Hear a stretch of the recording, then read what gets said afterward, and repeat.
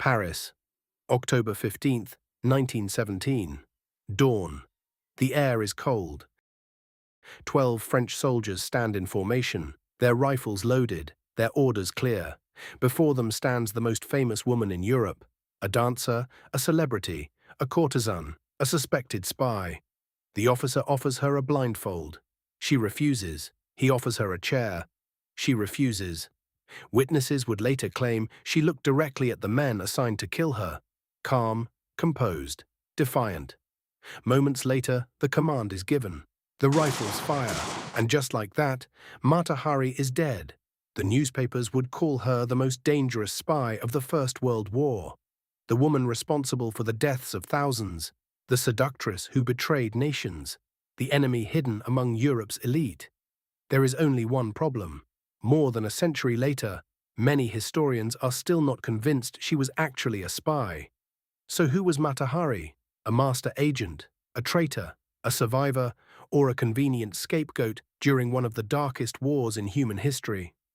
This is the story of the woman who captivated Europe, and may have died for a crime she never committed. History remembers winners. History remembers kings. History remembers generals. But sometimes history becomes obsessed with someone else, someone who doesn't fit neatly into any category. Mata Hari never commanded armies, never governed a nation, never built an empire. Yet more than 100 years after her death, her name remains synonymous with espionage.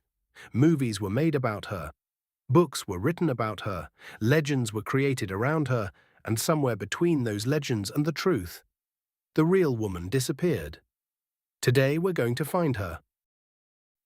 Chapter 1. The Girl Who Wanted More. Before she became Mata Hari, she was simply Margaretha Zell, born in the Netherlands in 1876. At first, life seemed promising. Her father was a successful businessman. The family lived comfortably. Young Margaretha enjoyed privileges many children never experienced. Nice clothes, private schools, attention, opportunity. The future appeared bright. Then everything collapsed. Her father's business failed. The family fell apart. Financial security vanished, and the comfortable life Margaretha had known disappeared almost overnight. It was the first lesson she would learn about status. How quickly it can appear, and how quickly it can disappear. Imagine being 16 years old. One day your family is respected. The next day people look at you differently. Doors that once opened easily begin closing. Friends disappear. Opportunities vanish. The future becomes uncertain. For some people, hardship creates caution. For others, it creates ambition. Margaretha chose ambition. She became determined to escape the limitations surrounding her, determined to build a bigger life, a more exciting life, a more important life. She refused to accept that her story would end in a small Dutch town. The problem was that ambition alone rarely creates opportunity. And in 19th century Europe, opportunities for women were limited, especially women without wealth, without connections, without influence. So when an unexpected opportunity appeared, Margaretha seized it, a decision that would change the course of her life forever. Chapter 2. The Wrong Marriage. In 1895, Margaretha answered a newspaper advertisement. The ad had been placed by a Dutch military officer. His name was Rudolf MacLeod. He was more than 20 years older than her, a career officer stationed in the Dutch East Indies, modern-day Indonesia. The two began corresponding. Before long, they were engaged. To outsiders, the arrangement seemed practical, even attractive. Marriage offered security, adventure, escape, everything Margaretha wanted, or thought she wanted. Soon she left Europe behind, traveling thousands of miles to a tropical colony on the other side of the world. The journey must have felt like the beginning of a grand adventure. A new life, a new future, a new identity. Instead, it became the beginning of a nightmare. The marriage quickly deteriorated. Rudolf drank heavily. Arguments became frequent. Resentment grew. Both were unhappy. Both felt trapped, and neither knew how to fix it. Far from home and surrounded by unfamiliar customs, the relationship began unraveling. Then tragedy struck, a tragedy that remains partially mysterious even today. One of their children died suddenly. Some accounts suggest poisoning, others suggest illness. The truth remains uncertain. What is certain is that the loss devastated the family, and whatever remained of the marriage soon collapsed with it. Imagine standing in a foreign land, your dreams shattered, your marriage broken, your child gone. The future you imagined no longer exists. Many people would return home, accept defeat, start over. Margaretha chose a different path because during her years in the Dutch East Indies, she had discovered something fascinating. Something that would eventually make her famous, the power of reinvention. She had spent years observing local culture, stories, clothing, dance, mythology, traditions, and somewhere in those observations an idea began to form. If the life she wanted did not exist, perhaps she could create one. Perhaps she could create an entirely new version of herself. One more mysterious, more exotic, more powerful, more unforgettable. Margaretha Zell's life was about to end, and Mata Hari was about to be born. Chapter 3. Becoming Mata Hari. When Margaretha returned to Europe, she faced a difficult reality. She was divorced, nearly broke, without status, without influence, without a clear future. The life she had imagined had collapsed. Most people in her position would have tried to rebuild, find stable work, blend into society, become invisible. Margaretha chose the opposite. She decided to become unforgettable. Paris, 1903. At the dawn of the 20th century, it was one of the most exciting cities on earth. Artists, writers, aristocrats, industrialists, politicians. Everyone wanted to be seen. Everyone wanted to be entertained. And perhaps most importantly, everyone wanted something new. Margaretha realized that being herself would never make her famous, but becoming someone else might. So she began creating a character, a mystery, a legend. Her new name was Mata Hari. The phrase came from the Malay language. It meant eye of the day, the sun. The name sounded exotic, mysterious, unfamiliar. Perfect. But a name alone wasn't enough. A legend needed a story, and Mata Hari had many stories. Depending on the audience, she claimed different origins. Sometimes she was a princess, sometimes a temple dancer, sometimes the daughter of Eastern nobility, sometimes the keeper of ancient secrets. The details changed, the mystery remained. And remarkably, people believed her, not because the stories were convincing, but because they wanted them to be true. Mata Hari understood something Victor Lustig would later understand as well. People do not always pay for facts. They pay for fantasy, and Europe was ready to buy. The first performance. Imagine you're a wealthy Parisian banker in 1905. You've received an invitation to a private performance. The guests are influential, the venue luxurious, the atmosphere electric. Everyone seems curious about the same woman. No one knows exactly who she is, which only makes her more interesting. The lights dim, conversations stop. Then she appears. Jewelry glitters beneath the stage lights, silks flow with every movement. The performance is unlike anything you've seen before. Graceful, sensual, foreign, mysterious. By the time it ends, the room erupts in applause. You leave convinced you have witnessed something extraordinary, not because you understand it, but because you don't. And that was precisely the point. Back in the main story, Mata Hari quickly became the talk of Paris. Her performances attracted attention, then fascination, then obsession. The newspapers loved her, the wealthy pursued her, the curious crowded into theaters. Europe had found its newest sensation, and Mata Hari knew exactly how to keep the spotlight fixed on herself. Chapter 4. The most famous woman in Europe. By the early 1900s, Mata Hari had transformed herself completely. The struggling Dutch woman was gone. In her place stood an international celebrity, one of the most recognizable women in Europe. Her performances took her across the continent. Paris, Berlin, Vienna, Madrid, Milan. Everywhere she went, audiences wanted more, but dancing was only part of her success. The real power came from the people she met, and the people who wanted to meet her. Aristocrats invited her to private parties. Military officers sought her company. Diplomats requested introductions. Wealthy businessmen competed for her attention. The higher she climbed socially, the more valuable her connections became. And in Europe, connections were everything. This was a continent built on power. Kings ruled nations, generals commanded armies, politicians shaped destinies, and Mata Hari found herself moving comfortably among them all.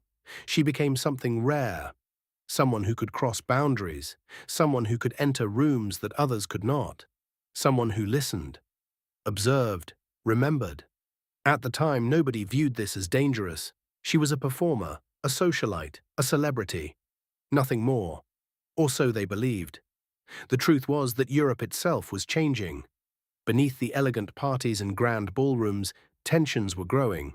Empires competed for power. Military budgets expanded, political alliances hardened, nationalism spread. Many sensed something was coming. Few understood how devastating it would be. Then, in 1914, everything changed. A gunshot in Sarajevo triggered a chain reaction.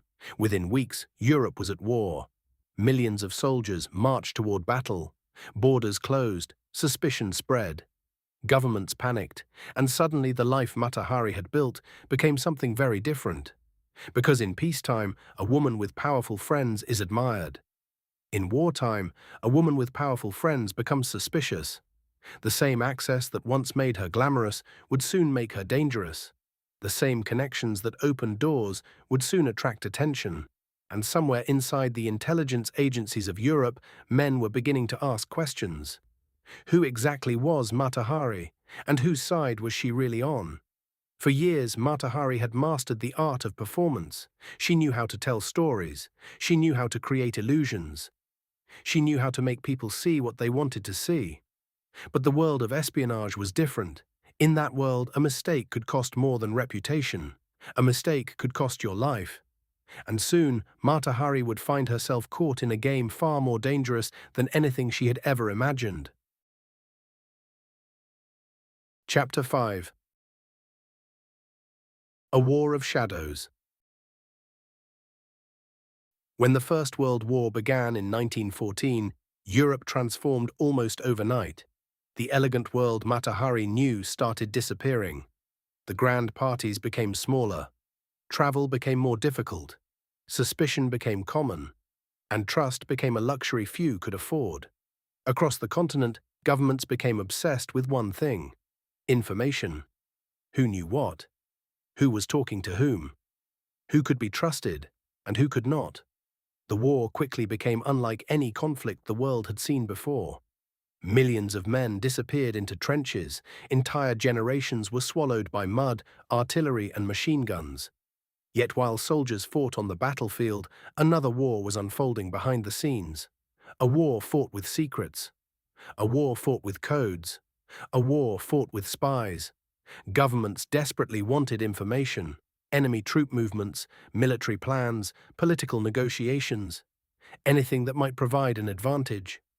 And suddenly, people who could move between countries became extremely valuable, especially people with access to powerful men.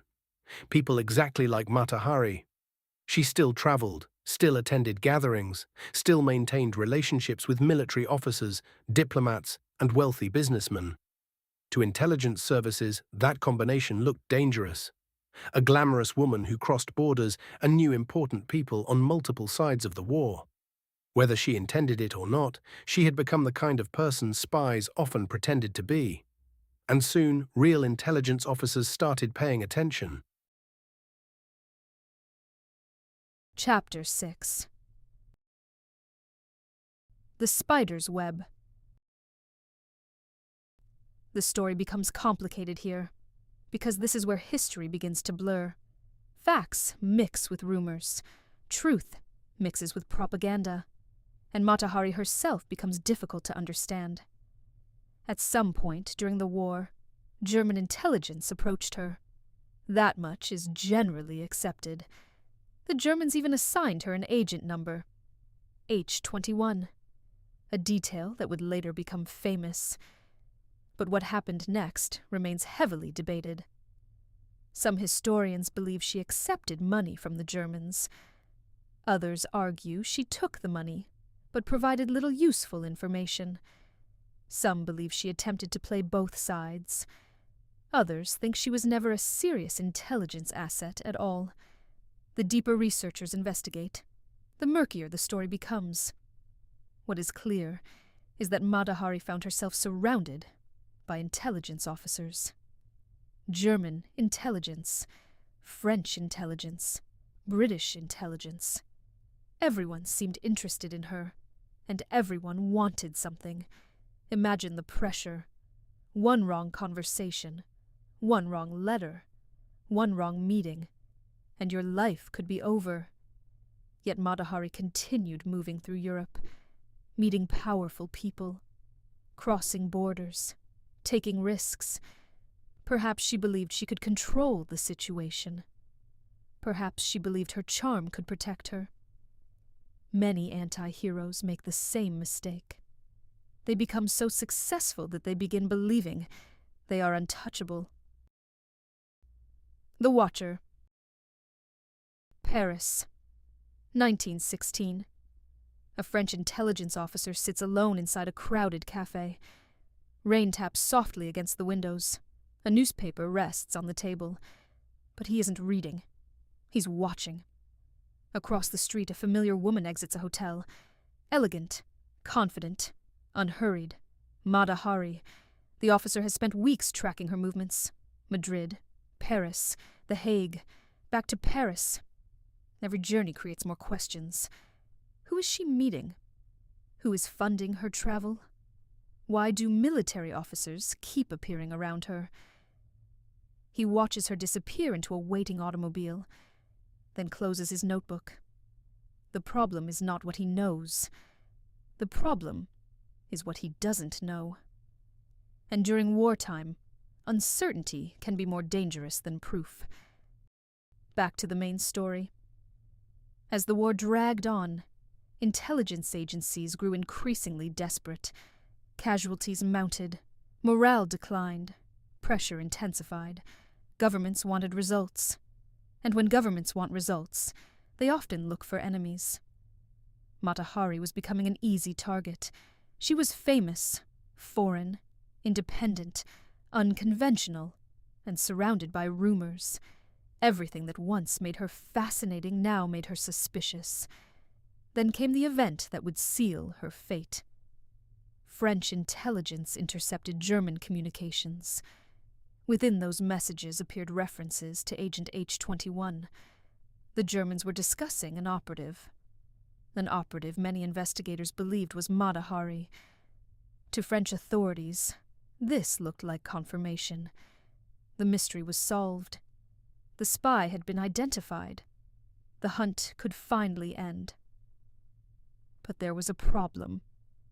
A very important problem. Some historians now believe the Germans may have known French intelligence was intercepting those messages, meaning the communications may have been intentionally careless, perhaps even designed to expose her, designed to sacrifice her, designed to protect more valuable assets. If true, the implications are staggering, because it would mean Mata Hari wasn't a master spy. She was bait, a disposable piece on a much larger chessboard. But by then, events were already moving forward. The accusations were spreading. The evidence was piling up. Public opinion was turning. And the woman who once captivated Europe was about to discover how quickly admiration can become hatred. For years, Mata Hari had built her life on performance, on mystery, on controlling how others saw her. But now the story was no longer hers to tell. Government investigators were writing the narrative. Newspapers were amplifying it. And soon, an entire nation would demand someone to blame. The arrest was coming. And once it began, there would be no escape. Chapter 7. The Arrest. By 1917, France was exhausted. The war had entered its third brutal year. Millions were dead. Entire towns had been destroyed. Families waited anxiously for letters that often never arrived. And perhaps most dangerously of all, people were losing faith. Military offensives had failed. Mutinies were beginning to appear within parts of the French army. Morale was collapsing. Politicians were under pressure. Military leaders were under pressure.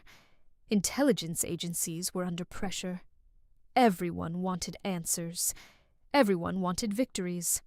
Everyone wanted someone to blame.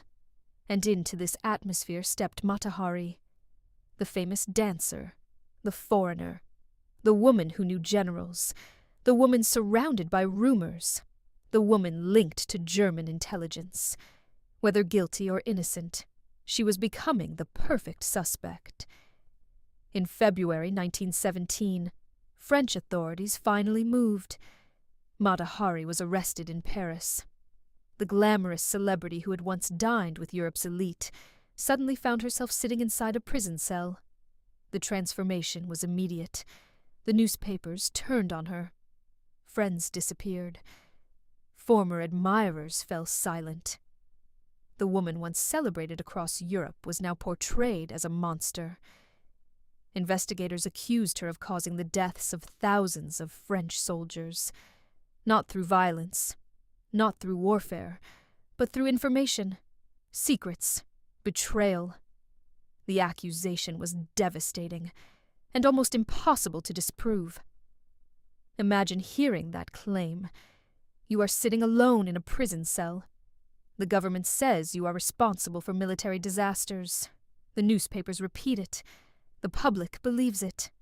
And every day the story grows larger, more dramatic, more terrifying, more impossible to fight.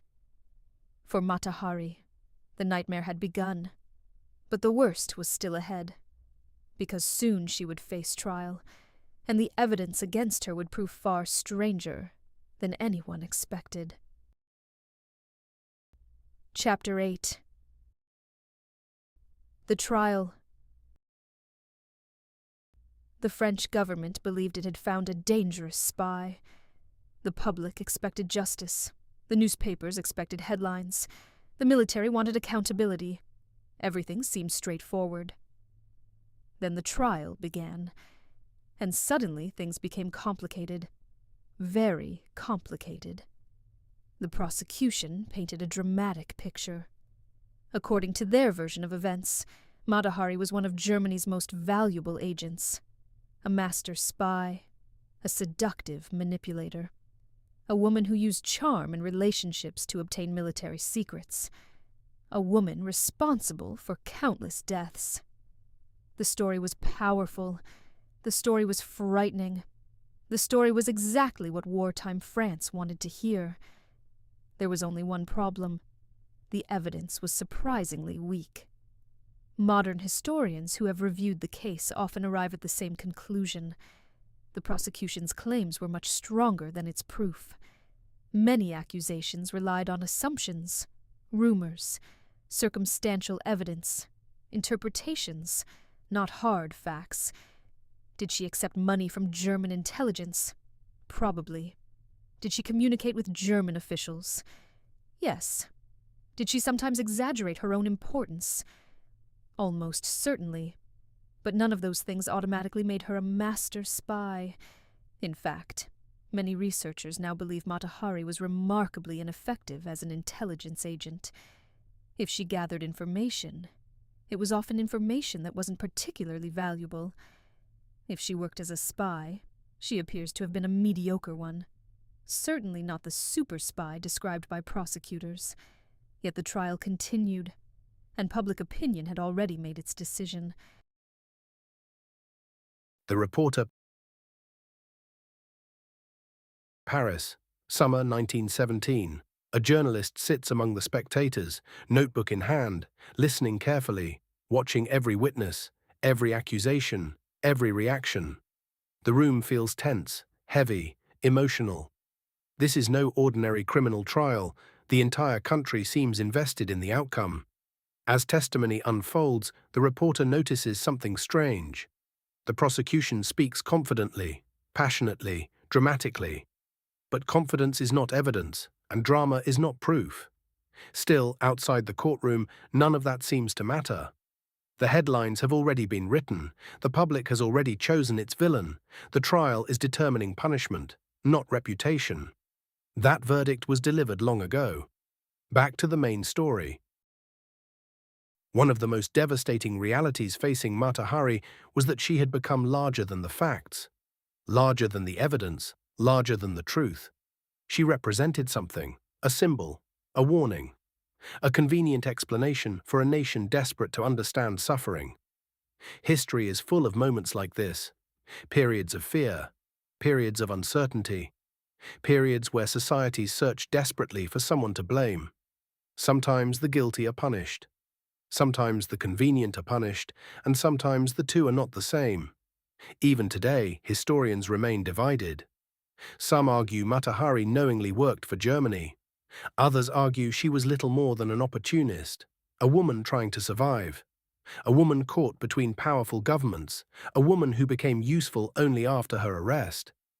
But inside the courtroom, none of those future debates mattered. The judges were not thinking about historians. They were thinking about war, and war changes everything: the standards, the emotions, the decisions, the need for certainty. By the time the proceedings ended, the outcome seemed inevitable. The famous dancer, the celebrity, the alleged spy, would be sentenced to death. The world had spent years watching Mata Hari perform, watching her dance, watching her charm audiences, watching her create legends. Now, for the first time, she could no longer control the story. Others controlled it for her. And in the early hours of October 15th, 1917, the final act would begin. Chapter 9. The Execution. October 15th, 1917, just before sunrise. The prison gates opened. French soldiers escorted Mata Hari to a military training ground outside Paris. The war still raged across Europe. Thousands would die that very day. Yet for a brief moment, attention focused on one woman: the alleged spy, the traitor, the celebrity, the legend. Witnesses described her as remarkably calm, no panic, no desperate pleas, no attempt to bargain for her life. The officers offered her a blindfold. She refused. They offered her a chair. She refused that too. If this was to be the end, she would face it standing. The firing squad took position. 12 soldiers, 12 rifles, 1 target. The officer read the order. The men raised their weapons, and history prepared to record one of its most famous executions. The soldier. Imagine being one of those soldiers. You are young, exhausted from war. You've seen death before, but this feels different. Across the field stands a woman whose face has appeared in newspapers across Europe. A woman you've heard stories about. A woman accused of betraying your country. A woman many call a monster. The command is given. You raise your rifle. Your hands feel heavier than usual. For a brief moment, your eyes meet hers. She does not look away. Then comes the order. Fire. The rifles crack through the morning air. The figure collapses. And just like that, Mata Hari is gone. Years later, countless stories would emerge about that morning. Some true, some invented, some impossible to verify. Just like the woman herself. The execution was over, but the mystery was only beginning. Because while governments close cases, history often reopens them. Chapter 10. Spy, Scapegoat, or Survivor. In the years that followed, historians began asking uncomfortable questions. Questions that wartime France had little interest in asking. How valuable was Mata Hari actually? What information did she really provide? What evidence truly existed? And perhaps most importantly, was she worth executing? The answers remain surprisingly unclear. Most historians agree on a few facts. She accepted money from German intelligence. She associated with military officers. She occasionally exaggerated her importance, and she was willing to take risks. But those facts alone do not explain the legend that followed. The image of a master spy responsible for military disasters. The femme fatale who manipulated nations. The woman who changed the course of a war. Evidence for those claims remains remarkably thin. Some researchers believe she was guilty. A spy, though not a particularly effective one. Others believe she was largely innocent of the accusations that made her famous. A woman caught between rival intelligence services, a convenient target during a desperate time. And perhaps the most unsettling possibility is this. Both sides may have used her. The Germans, the French, the press, the public. Everyone found a purpose for Mata Hari, whether she knew it or not.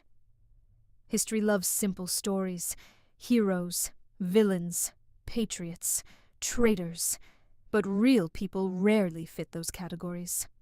And Mata Hari may be one of the best examples. She was ambitious. She reinvented herself. She chased fame. She chased wealth. She manipulated perceptions. She took dangerous risks. But she also lived in a world controlled largely by powerful men and powerful governments. A world where reputation could become evidence, and where suspicion could become a death sentence. More than a century later, her story survives because the mystery survives. The evidence never fully settled the question. And perhaps it never will. Was she a spy? Possibly. Was she a traitor? Maybe. Was she a survivor trying to navigate a dangerous world? Almost certainly. Was she made into something larger than she really was? That may be the most likely answer of all. And that is why we still remember her. Not because we know the truth, but because we don't. The greatest anti-heroes force us to confront uncomfortable questions, not because they provide answers, but because they blur the line between right and wrong, between guilt and innocence, between myth and reality. Mata Hari did exactly that, and over 100 years later, the debate continues. So now we turn the question over to you. Do you think Mata Hari was truly a spy, a traitor who got caught, a woman unfairly blamed during wartime, or something in between? Let us know in the comments, because sometimes the most fascinating stories are the ones that refuse to give us a clear answer. Until next time.